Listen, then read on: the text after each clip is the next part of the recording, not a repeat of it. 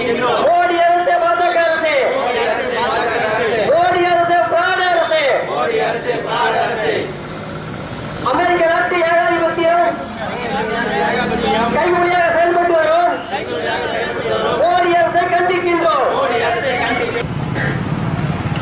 இந்த கண்டன உரையை மோடி அரசின் இந்த காட்டாட்சி தர்பாரை இந்திய ஜனநாயக வாலிபர் சங்கத்தின் முன்னாள் நகரச் செயலர் தோழர் தண்டபாணி அவர்கள் கண்டன உரையை ஆதரிக்கிறார்.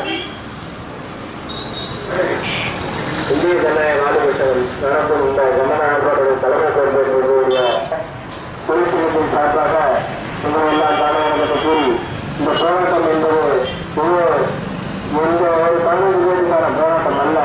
அன்றாடம் வேலையாக ஒவ்வொரு வேலை சாப்பாட்டுக்கு போராடியோம் குறைஞ்சபட்சம் 20,000 ரூபாய் 25,000 ரூபாய் தன்னுடைய பணத்தை வச்சிருந்து அவன் கொண்டு பேங்க்ல மாட்டாரு 4,500 ரூபாய்க்கு 4 ரூபாய் கிடைக்கிற பணத்தை நிற்கிறான்.